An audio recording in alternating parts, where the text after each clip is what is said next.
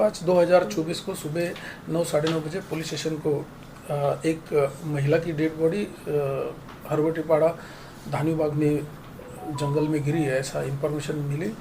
जैसे ही इंफॉर्मेशन मिलते ही मैं खुद डिटेक्शन ऑफिसर एपीआई सोपान पाटिल, एपीआई हीरामन भोये, सभी लोगों ने हम उस स्पॉट पे जाके विजिट किया। विजिट करते वहाँ पे एक लेडीज़ की डेड बॉडी गिरी हुई दिखाई दी।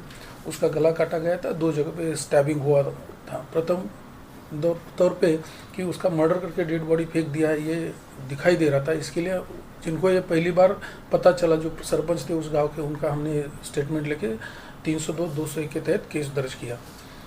उस स्पॉट विजिट में हमें कंडोम्स मिले थे और एक लुब्रिकेंट्स का कवर मिला हुआ था। उस कवर के ऊपर जो बैच कोड रहता है वो कोड यहीं से कहीं यहीं अपने एरिया से वही मेडिकल से ख़रीदा हुआ होगा, ऐसे अंदाजा करके मैंने डिटेक्शन ऑफिसर एपीआई पाटिल साहब को ये कौन से मेडिकल में से बेचा गया है ज़रा पता कर लीजिए कि मैंने उनको आदेश दिया। वो हर मेडिकल में जाके पता कर रहे थे, तो धानीबाग के एक मेडिकल में से वो लुब्रिकेंट्स एक 20-22 साल के उम्र के लड़के ने ख़रीदा हुआ है ये पता चला। तो सीसीटीवी में भी ऐसा दिखने में आया।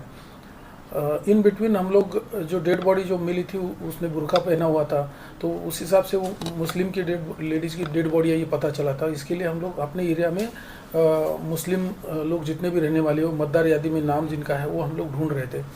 तो एपीआई पाटिल साहब को तो एक घर में 2 बच्चे रोते हुए दिखाई दिए। उनके बारे में पता किया तो अड़ोस पड़ोस में पता किया तो पता चला कि 3 दिन से उनकी मम्मी गायब है और उनके मिस्टर जो है पुलिस स्टेशन गए हैं।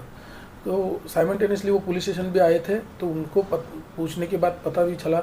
और उनको जो लेडीज़ के ऊपर से जो बंगड़ी मिली हुई थी, उनके कपड़े वगैरह दिखाई दिए। उसकी पैर की उंगली छोटी थी, वो फोटो के ऊपर से दिखाने के बाद उन्होंने पहचान लिया कि उनके ही औरत की ये डेड बॉडी है।